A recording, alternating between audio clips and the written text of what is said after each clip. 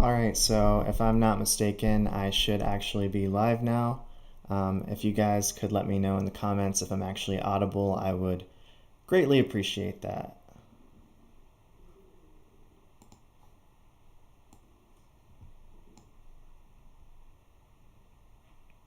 There's also a chance that, oh great, cool beans.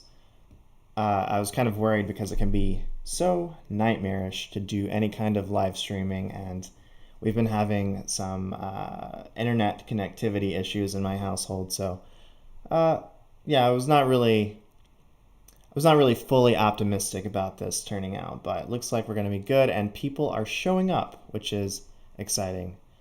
All right. Cool beans. So, thank you guys for tuning in. I don't know if you guys watched my ENFP wrap, but please let me know what you thought about it. I tried to sandwich these together so that everybody could double up on some of the goodness. Uh-oh, somebody's watching at work. I'll just say that I'd hate to be the reason that anybody gets fired, but but that's okay. That's on you. Um, yeah, so I've been on YouTube for over 2 years now, and only recently has my channel picked up a little more momentum. I've been growing at a surprising rate. In this last year, I hit 1,000 subs and then 2,000 subs, and I thought it could be fun to do a little live stream back and forth just to talk it out with you guys, answer some Q&A questions, and also another reason that I wanted to do this is that I kind of dread live streaming in general and think that it would be a good thing for me to get some experience in, put the hours in, and maybe transcend my current limited panicky state. So yeah, this is a Q&A, so people can feel free to ask some questions in the comments.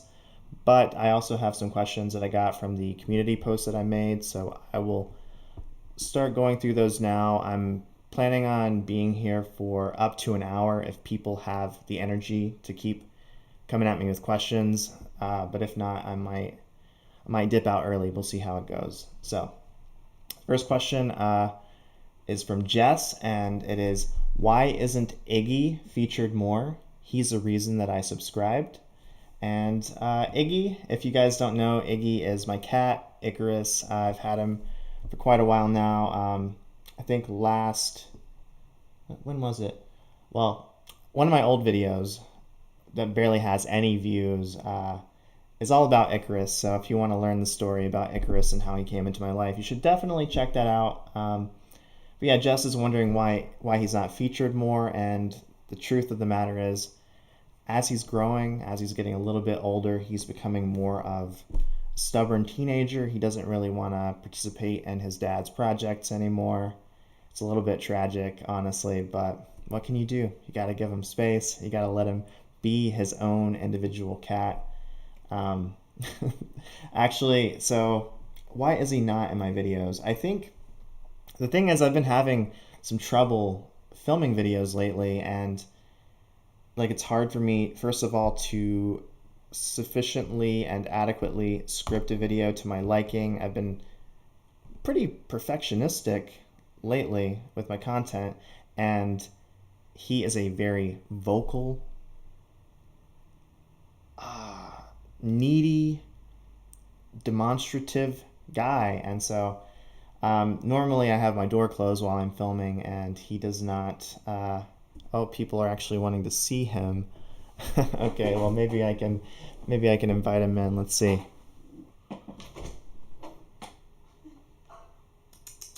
Come here. I think we might have contact here. Alright, come here, little guy.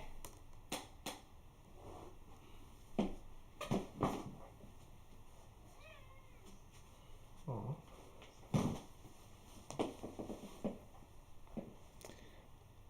He's a little camera shy right now, I suppose. Oh, okay. Well, I will not force you to do anything against your will. All right. So that's probably all we're going to get. But now I will release him back into the wild.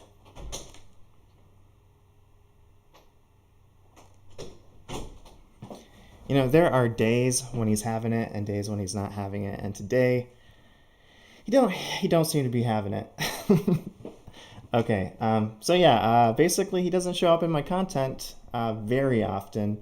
Um, there have been a couple of instances where he's been lazing about in the background, and I like that. I like when he's sleeping and we can cohabitate and make beautiful content together, but that's not the norm. Um, okay, moving on to another question. Actually, I'm going to pick one from the feed here. Um, so let's see. 10,000 Days of Gratitude is asking what I had for lunch. Normally, maybe this is an introverted sensing thing. Maybe not. I don't know. Maybe I'm just trying to squeeze things through the filter, the familiar filter of typology. But normally, I don't want to complicate my eating habits too much. I like to simplify. I don't want to think about it more than I have to. And so, yeah, lately I've been drinking a lot of smoothies. That's pretty much my daily lunch, actually, is a smoothie. And yeah, let's see. So I just do some almond milk. I usually do some kefir. I honestly don't know how to pronounce it. Blueberries, raspberries, and I think that's it. Sometimes some chia seeds, banana. Yeah, that's how I subsist normally for my lunch anyway. And then during dinner is kind of the time that I will allow myself a little more indulgence, a little more decadence. I go all out. I'm a big fan of pizza. Normally, if I if I could, I would eat pizza all the time, but that's obviously not the way to take care of yourself. So, let's see. Another question from the chat box here, from Rayan. Let's see. So, how old are you, and how do you see yourself differently in the post-pandemic world? So, I am 30 years old. I don't know if I see myself all that differently. If anything, I think the pandemic has just sort of highlighted certain tendencies that have always been operating in my personality. So, you know, I have I have a tendency, if I'm not careful, to just want to like go into the study, go into my labyrinth and consume as many books as possible, digest information, play on the internet. So, in that way, the pandemic, I guess, is catering to my more negative impulses. I'm not being as productive as I would like to be necessarily, but well, thank you. Yeah, 25. I think that most people have some kind of impression like that. I do look pretty young for my age. But yeah, so I'm not. I don't know. I haven't been impacted too much, honestly. I'm very fortunate because I work remotely, and so my job hasn't really changed at all, except to become a little more demanding because I work in higher education, and a lot of colleges are now shifting to this. So basically, I work in online higher education, and so now there's a higher demand for it because people clearly aren't able to, you know, participate in traditional educational settings. So yeah, perhaps a little overworked, but I'm doing okay. Yeah, other areas of my life, I'm very lucky because I live with my girlfriend. Our relationship has not been impacted by that. We were long distance for a while, but the pandemic has given us, I think, a reason to come together. Although we already had our reasons for coming together. So yeah, that's that. Hopefully, now I will say I have been finally getting um, a little bit antsy about the pandemic, and I'm starting to feel like my energy needs to go somewhere, and I don't really have a place to direct it, and that's irritating. I haven't seen my family in almost a year. I haven't seen them since last Christmas, so that can definitely be challenging.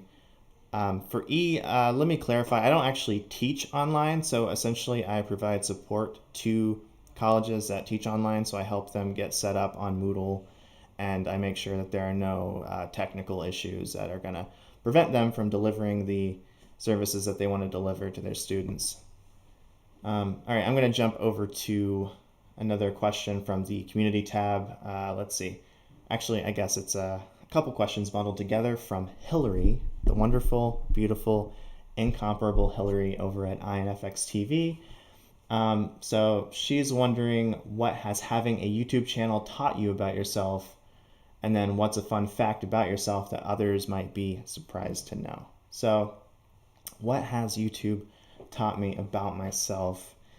On one hand, hi Hillary. On one hand, I think that I've learned that I'm actually more neurotic than I normally thought or originally thought. So let me explain that.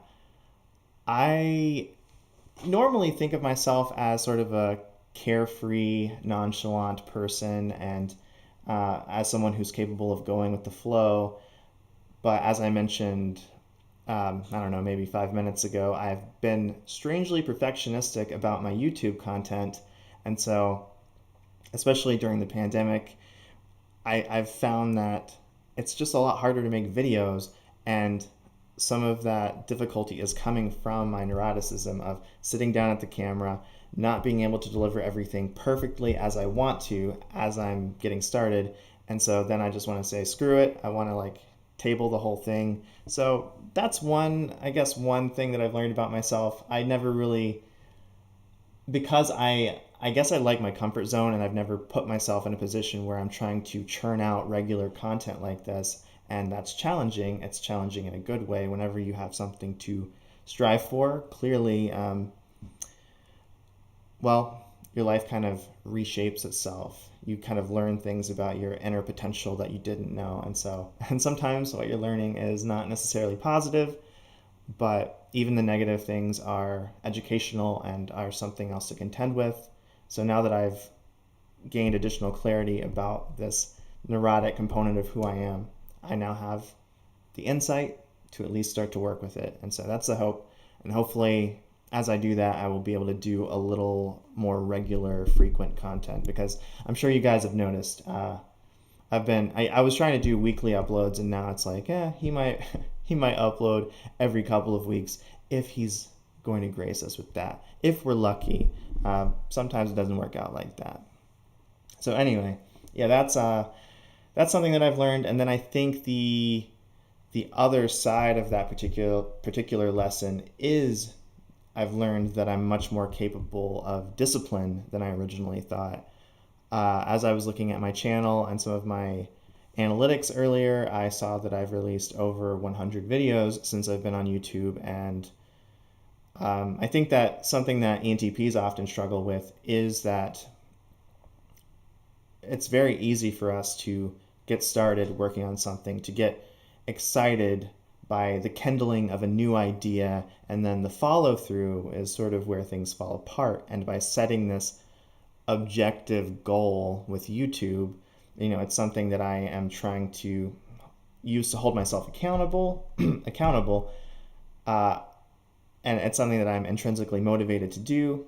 I am finding discipline within myself to actually carry things from point A to point Z. So that's really nice. That's been a very pleasant surprise, and I've learned that very same lesson to a certain degree with writing, because in the past, I don't even know how long it's been now. The past few years, I've been working on a novel, and I had that same internal experience as I was approaching the end of my novel. Like, wow, by putting in a little bit of work, day after day, week after week, something greater has sort of amassed before my eyes. And so that's how I feel about YouTube as well. It's like, wow, I'm really starting to build something. And even though my channel is, I'm not a huge channel, it's relatively small, I'm definitely picking up some steam. I feel good because I am creating this backlog of content that as new people enter the fold, they're going to have so much to explore, and hopefully I just continue delivering. We'll see. Let's see. Okay. Another question from the live chat. This one's from 10,000 Days of Gratitude again. Hi there. Let's see. Do you find that YouTube interferes with or feeds into your writing? Well, that's a little hard to say. Also, hey Lindsay, hey Astrid. You guys are awesome. I appreciate you being here. Let's see. The thing is, I think that YouTube ironically or surprisingly helps my channel. Sorry, that's not the right sentence. Helps my writing. And the reason for that is that I've been refining my writing through YouTube.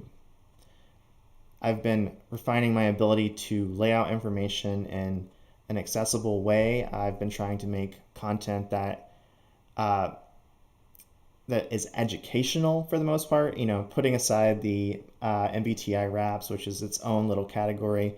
And so, yeah, by focusing on writing something that's genuinely informational, accessible, and also hopefully entertaining, I think that just builds my writing skills in a way that I wouldn't normally be building them if I were just trying to write fiction.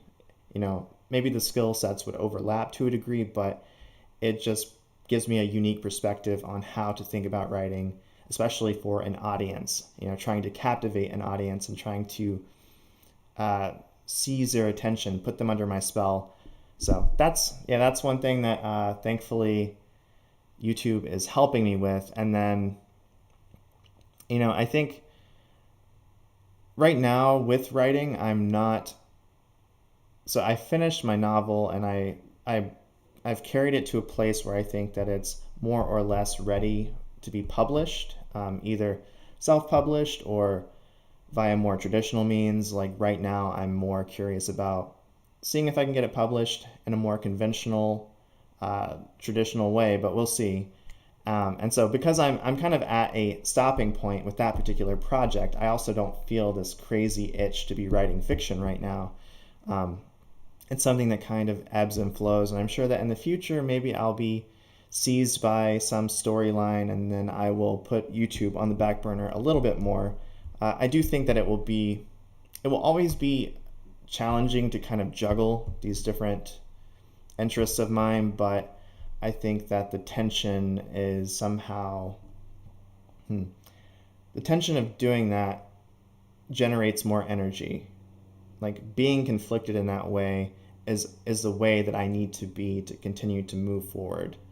I don't want to be too complacent or get too caught in a rut by only doing one or only doing the other. And I think I'm kind of struggling to articulate myself, but really what I mean is, let's say that I decide that I want to write another novel, and therefore I have to find time to do that, and I have to maybe deprioritize YouTube a little bit. That doesn't mean making less content necessarily. I To me, it comes across as like an invitation for creativity, for creative problem solving. So it's like, how can I reconfigure my entire life in order to do YouTube and do this writing? So that's how I would try to see it. I don't think that they necessarily have to interfere with each other. It, it, it might interfere with the way that things are currently configured, but you know, when you shift things around in your life, then it's it can be good. Is that obvious? I think so. All right, let's see. Oh shoot, I didn't even answer the second part of Hillary's question, so I guess I better circle back. So, part two, she's wondering what a fun fact is about myself that others might be surprised to know.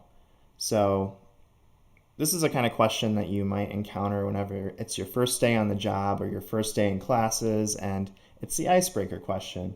And in the past, I have typically answered that question by saying, well, you probably wouldn't guess it by looking at me, but I have some background knowledge and ability in rapping. Now, unfortunately, you guys know that about me. That's not really my best kept secret here on YouTube. It surprises people in my professional life and in my academic life in the past, but yeah, so obviously I do some rapping. I've been interested in rapping for probably since I was in middle school. The first time I ever heard an Eminem song and I saw the way that he was locating these different patterns and within the phonemes, and how like not everything is a perfect rhyme, but some things have that slant rhyme quality, and some things they're functioning on like, okay, it's the same vowel sound even if it's not a rhyme, and this has the same set of consonants. And I don't know, just the idea of being able to treat something that normally you would think of as mundane, just spoken language, and bringing to bear some sort of like creative, puzzling quality to it. I was really inspired by that. But this is a I'm rambling right now because this is not the thing that others would be surprised to know, at least people on YouTube. So yeah, my point is, so there's going to be some buffering apparently. Sorry about that in advance, but yeah. Oh shoot, sorry, I got distracted by the live chat. Um, well, I think I lost my point. So the real fun fact maybe for YouTube, and I think I've mentioned this once before, but um, yeah, I don't think I think most of you would be surprised to know that I have a tattoo, only one, and I think people in my life in general would also be surprised to know that. But yeah, so it's this. I won't say too much about it, but it's sort of a triforce. Fractal triforce composed of other triforces, and connects a lot to, I guess, certain thoughts that I have about the value of ancient Greek philosophy and their take on wisdom and virtue. And um, yeah, I could probably write a 20-page essay on my tattoo, but now is not the time, I suppose, to get into all those little bits of minutia. But yeah, let's see. Anything else here in the live chat? Oh yeah, for 10,000 Days of Gratitude. I see how it could interfere with the painting. Those do seem like different skill sets, and it's a little bit harder to find a way to translate. So I hope that you can find some creative way to restructure your time. Or, maybe right now that's what you need to do. Maybe right now the focus is on YouTube and is on writing, and as your life develops and unfolds, maybe painting will come back in the limelight. We'll see. All right. E. An ENTP friend has been working and doing a master's degree both online, and said it's frustrating for him. Do you think it's a general extrovert thing or has something to do with being an ENTP specifically? Well, that's a good question. I think that's tricky because it might be specific to him. Um, I actually typically like working online and working remotely, and I think, although I don't know for sure, I think that I would really, really quickly, I just want to say thank you to everybody who's showing up and telling me congrats or telling me that I deserve it. Hello to Mike. Yeah, thank you guys for showing up. I really appreciate the support, and yeah, I'm glad you're here, and I'm glad to be doing this right now. But to hopefully find my way back into answering the question that I was on. Yeah, as far as working and doing online education, see, to me, I don't really have much of a good memory, and so I like to use the internet and my laptop as a way of outsourcing my cognitive abilities and expanding what I'm capable of. So I kind of like working from the hub of a computer, and I consider it in some ways to be an extension of myself. Um, Now that being said, so like that's my natural tendency. I am inclined to behave that way and live that way, but I don't think it's necessarily good for human beings. I think that I think that you can't live that way sustainably for a long period of time, and so even if you think that you like it, even if it caters to the compulsive parts of your personality, like it does for me, I don't think that you can solely live in this virtual arena without starting to get a little bit antsy and to feel a little bit disconnected from your own humanity, your own body, and its needs. All right.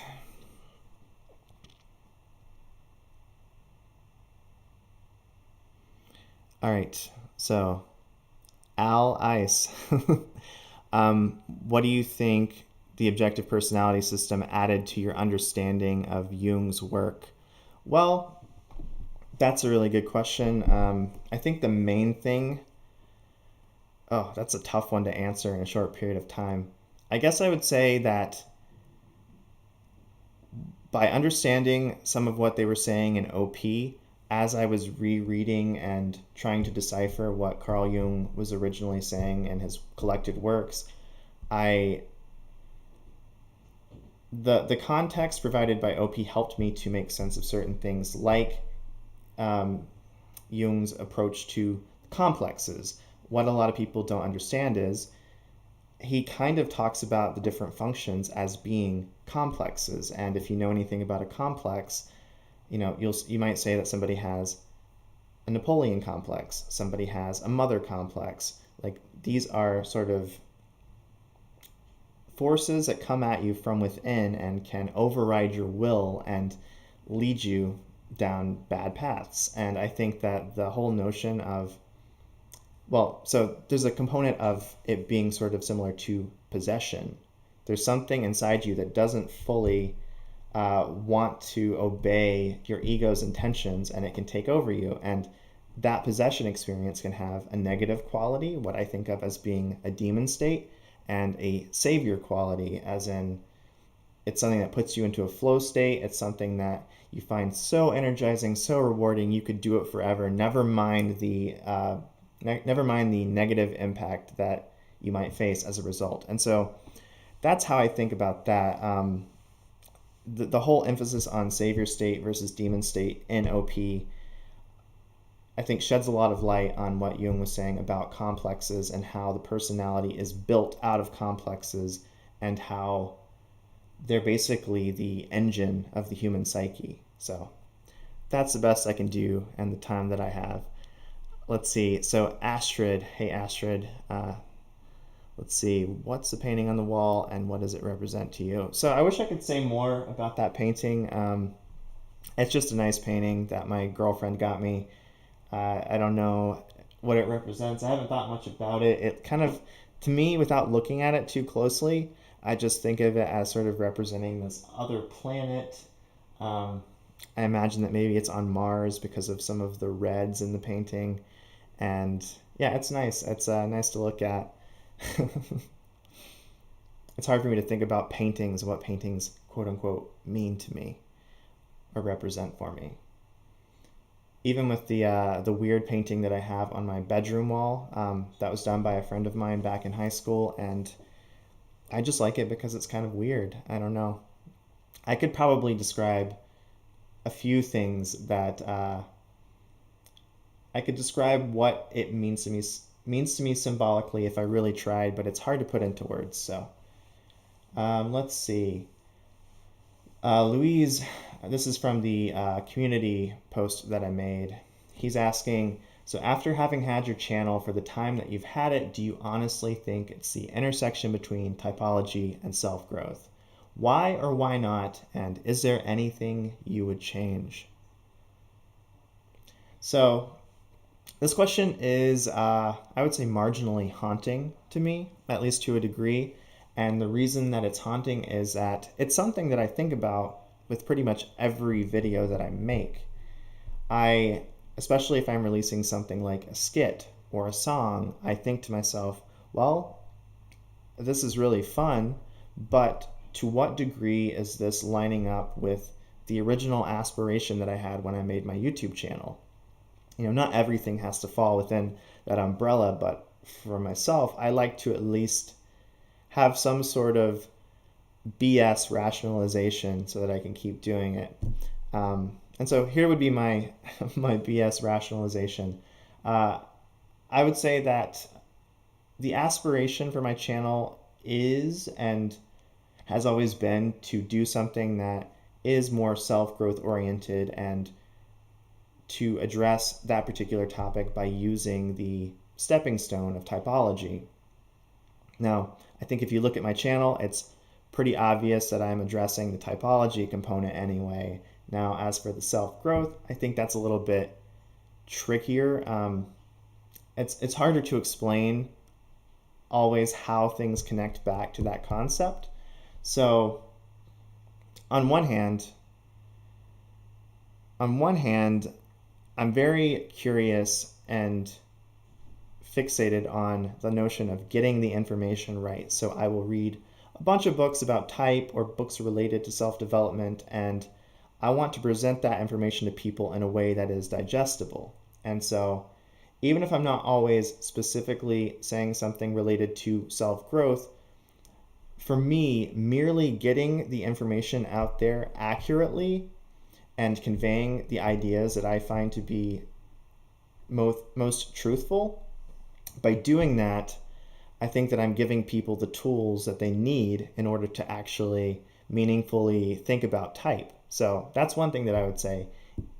Whenever I'm making a video like how to know if you're an INFJ, how to know if you are an ENTP, I think of that as an extension of the self-growth project, because I don't think that, I mean, essentially, like, I have a Toyota Yaris, right?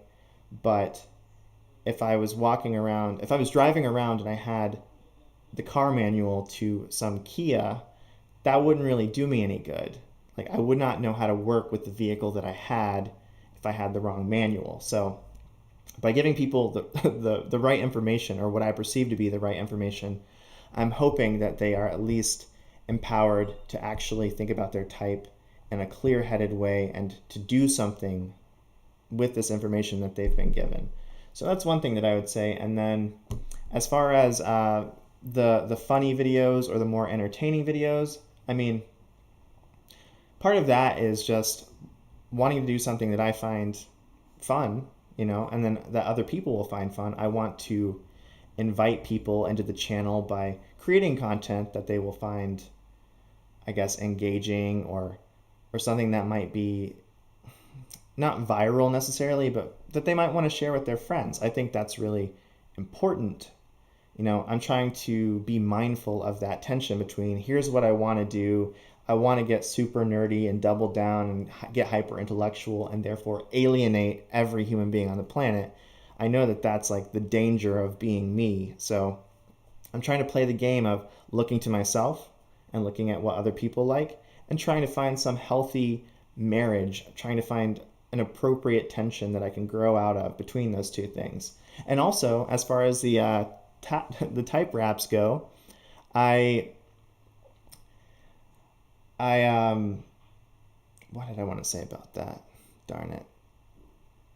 Oh yeah, okay. So, they're kind of tongue in cheek, I I'm hoping that I can make people laugh at themselves and maybe laugh at these basic stereotypical notions, and so by doing that, that's another way that I'm hoping to guide people to a more like moderate, healthy, balanced understanding of type.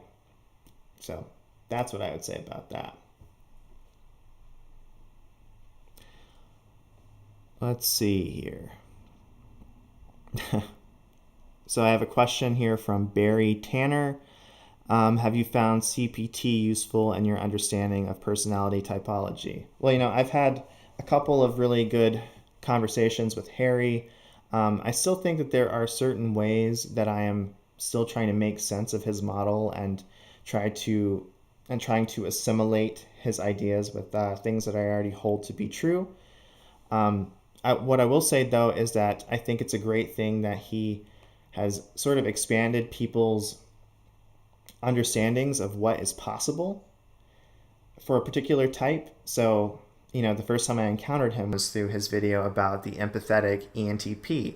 And so, as I just mentioned about the stereotypes in my raps, I'm hoping that people can learn to laugh at those stereotypes and to take them a little less seriously. And so I think that he's somebody doing really good work at softening these archetypal molds that we kind of bring to typology when we think about it.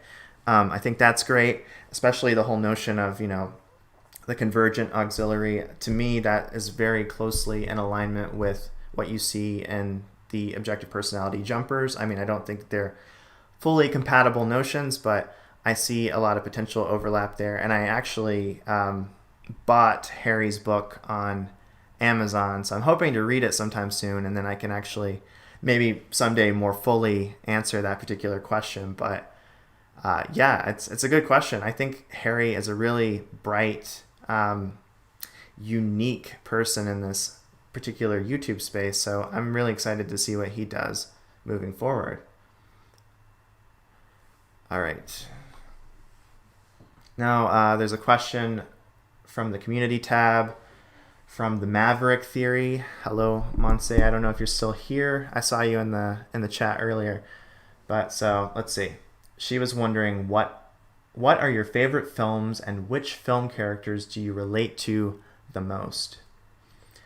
This one is a surprisingly tough question for me to answer. I think I have a major pop culture blind spot, especially when it comes to movies. I didn't really start watching movies until I was, I don't know, 20 years old or so. I mean, I would watch a movie here or there, but yeah, for the most part, it wasn't something that my household did as a family. We didn't have movie nights.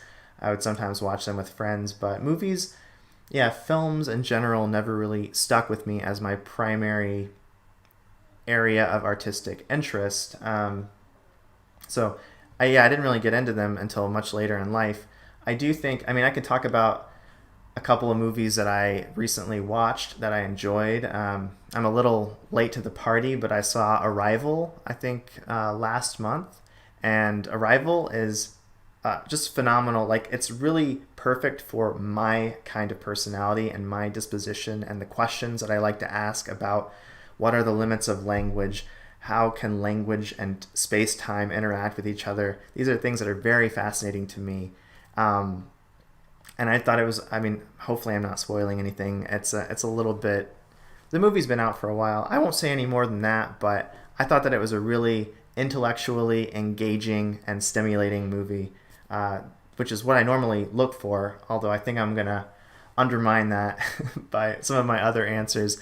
So another movie that I saw relatively recently was Parasite, and I also really enjoyed Parasite. I thought that there's something about, I don't remember the name of the filmmaker off the top of my head, but it didn't feel like any other movie that I had seen before. It felt like it was, I mean, obviously there were familiar elements to what I was seeing, but it seemed like all of these different inspirations for the filmmaker were like kind of being funneled through this unique, personal, individualistic, iconoclastic, artistic vision. I know that's a lot of adjectives, but you're going to have to bear with me. And that's also another thing that I gravitate towards. I like to see a person who, I like to see creative products made by people who have been, it seems to me, sitting and stewing and simmering within all of these different influences, and they're extracting out their own personal, I don't know, their personal taste from that, their own unique distillation of all these ideas, and then they're regurgitating their own version that synthesizes all of these things that have resonated with them. And that's something that I try to do with my writing. So I don't know, I felt that way while watching Parasite. I felt like this was a very individual product. You know, it could only be made by this person at this particular time in their life, at this particular time in history.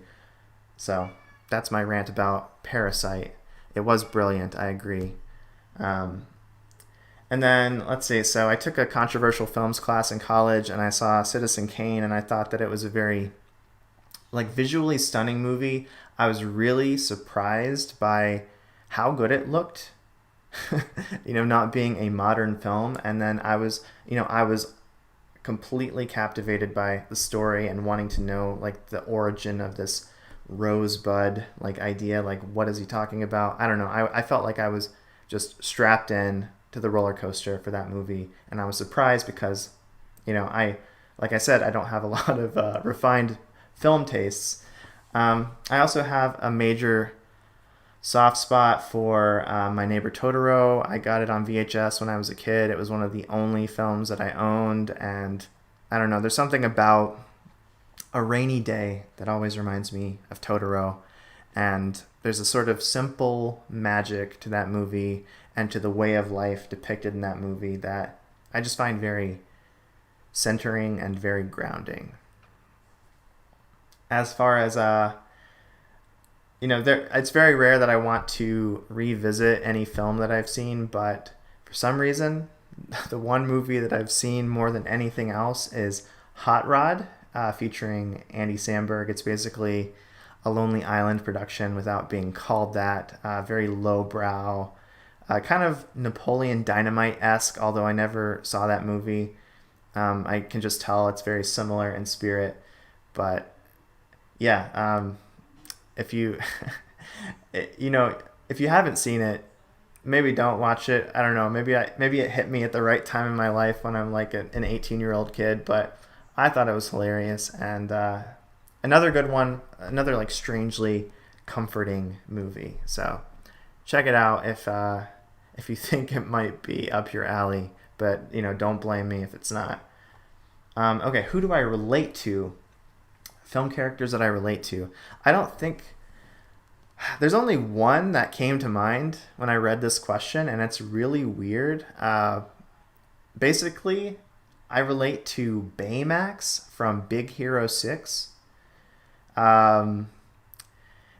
which is, essentially, for all intents and purposes, that's a kid's movie, kind of like a superheroes all coming together to kick butt type thing. But what's interesting about Baymax is, he's this big, poofy, almost like marshmallowy looking robot. And I'm soft and pale, so I can already relate. As soon as I see that, I see a bit of myself. And then, so he's a robot. That's also an important thing that resonates with my identity, unfortunately. And but he's a robot that has been built for the purpose of administering care and love and just providing compassion to people. And that is a weird, I don't know, maybe this is something about having introverted thinking and extroverted feeling sort of in the middle of my function stack.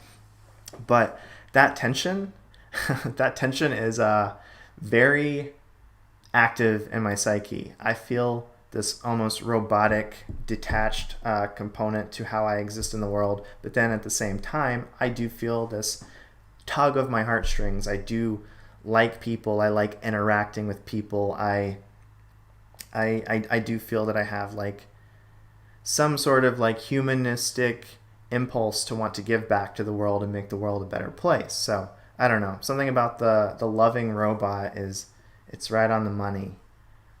Let's see. So Zanaya is saying, man, you guys can read it if you're in the chat, but for the people watching, for posterity, let's see. Basically, he's saying that my INTJ rap was how he found out that I was an ENTP. The fact that it had kind of like a tongue-in-cheek, trolling way of describing the INTJ personality was what let him know.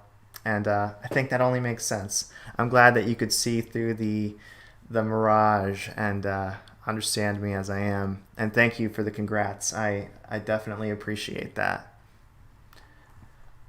All right. Let's see. All right, there's one more question from the community tab that I haven't addressed, and it's kind of a doozy. I guess I'll give it my best. We'll see how it goes. So this isn't so much a question, but regular name 73, who I don't think is watching right now, but hello to you if you are just silently lurking, wants to know my thoughts on consciousness. And this is something that I think about a lot more than you would expect. I don't really have a fully fleshed out theory of consciousness or anything like that, but it's something that I feel that I'm working towards. It's a topic that I kind of circumambulate, and I'm trying to figure out where I stand, because I feel like, obviously it goes without saying that consciousness is highly important. I mean, it's sort of this mediary between the world, whatever the world actually is beyond our conscious filters, and ourselves as subject. And maybe it doesn't even make sense to draw that particular distinction. I don't think it does, if I'm being honest, because truly we're all just the world kind of experiencing itself in some strange, loopy type of way. But that's all besides the point. So I guess, what would I say about consciousness? I mean, I think my overall thesis about consciousness is that it has some important role to play in the actual unfolding of the universe, and our consciousness somehow is our way of actively participating in creating the universe. We are not just passively absorbing information. We are transforming our information through our perceptual filters, and then can engage in this sort of feedback process where we then reshape the world as a result of what we're taking in and reshape ourselves. And I find that all very, very fascinating. To take the infinite array of information that exists out in the world and to give it a concrete, particular experience through the limits of consciousness. So that would be like my overall thinking about it, but I can also list out a couple of people who I think have been a little bit educational for me as I've thought about consciousness. There's a philosopher, David Chalmers, who I guess introduced me to the notion of the hard problem of consciousness. You could think of consciousness as consisting of one hard problem and a bunch of soft problems. The soft problems are things like how do certain perceptual sensory organs work? Like, how does red get mapped onto my eye? Like, how does that function? So it's about like particular smaller questions where it seems like scientists can make some headway. And then the hard problem of consciousness is more the question of, why are the lights on at all? Why is there a subjective experience? Why can't human beings and animals just move through the world like automatons, doing whatever it is they need to do without the inner light being turned on? Some people would call that an illusion, but I think that it's something that we should take a little more seriously. And so, I don't know, I highly recommend you check out his work. The thinker scientist Donald Hoffman, I think he's an INTP, and he has a lot of good things to say about sort of thinking about how, if consciousness is so hard to explain, what if we're looking at the question wrong? What if, instead of trying to reduce consciousness to some sort of material substrate, what if we could build the material world as we know it out of some theory of consciousness? And so he has this highly formal definition of what a conscious agent is, and using this definition and sort of the dynamics between different conscious agents, he's able to derive the wave function of a quantum particle. And so this is all hyper-technical and is really beyond the scope of my understanding besides like the summary. But my point is, I think he gives good reason to at least consider the fact that consciousness is somehow fundamental to reality itself. And so I'll stop there because I know that I'm getting on one of my nerd rambles, but let's see. I have another question, or at least a couple of observations from E. An ENTP friend of mine has been mentioning that he's down, not at his best, being a mess for a while now, but he's located rather far away from me, and I feel there isn't much I could do to help. From your perspective as an ENTP, is this common?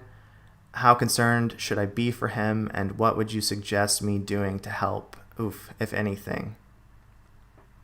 That is a really tough situation to be in. I'm not sure. I definitely am someone who I definitely get down at times, and I can think of myself as being a bit of a mess. I think what I'll say is, it sounds like you're keeping in contact with your friend and you're reaching out, and I think that's an amazing thing. I would continue to do that. This is a weird time to be a human being, and we shouldn't expect so much from ourselves. We shouldn't expect that we can perfectly live life as we were living it pre-pandemic. So your friend is probably doing the best he can with the cards he's been dealt. And I would say, just keep maintaining that connection and help your friend as much as you can to just surf the waves, because I've suffered from depression in the past, and one of the things that I can say about it with some certainty is, it's kind of like you're living your life and everything feels great, and then all of a sudden, out of nowhere, you have fallen into the deepest abyss of despair and you can't see any way for things to get better. But the trick is, in the same way that you suddenly find yourself in the abyss, as long as you can keep focused on what's right in front of you, take things day by day, suddenly you come to and you look around and you are no longer in that dark place. So that's what I would say. Just help your friend as much as possible. Go day by day. Reach out, but don't overly focus on the emotions, especially, your friend is an ENTP. He or she probably doesn't feel too comfortable talking about those things, but it's always good to ask, to check in, and then if you're not going to have the emotional conversation, then I would say just have any other kind of conversation. Maybe get into some kind of online games, like play games together, chat while you're doing something kind of mindless, and yeah, it's all about surviving. So that's all I got on that one. It's a bit tough, but good luck to you for sure.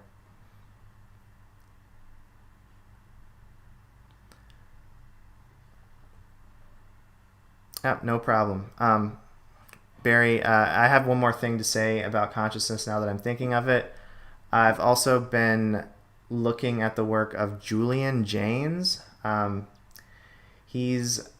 think he was a psychology professor at Yale, and his main contribution is this theory of the bicameral mind, and that is a whole can of worms that I won't get into right now. But he also has some interesting things to say about consciousness in general, which, to me, one of the most interesting observations that I've read so far is the whole notion that the reason that we are conscious is because, human beings like analogies.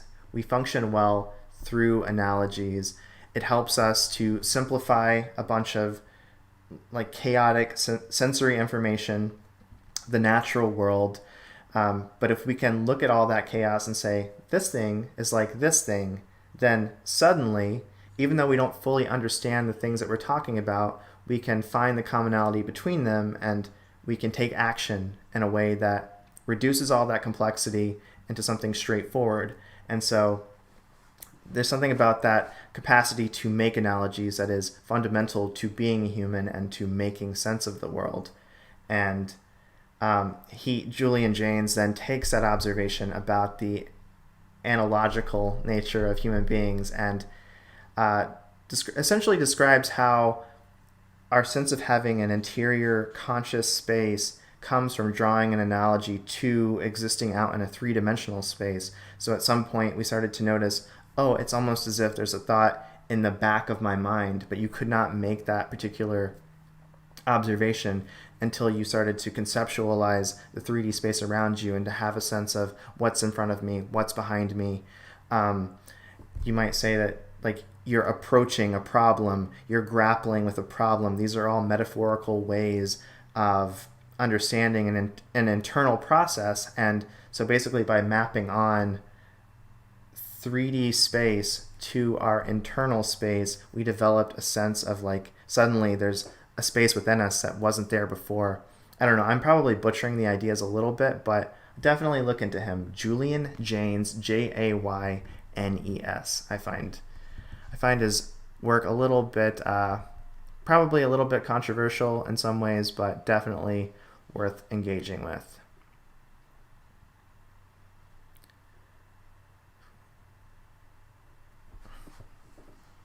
All right, guys. Well, I hit all of the community tab questions, and I was planning on being here for about an hour. I've got a few more minutes, so if anybody has any final questions, please throw them into the live chat, and I'll do the best I can with the time I have.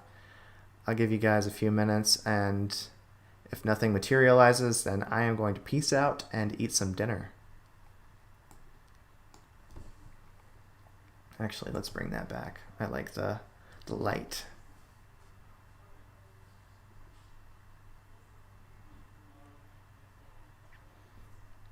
All right, well, I think I will end the stream then.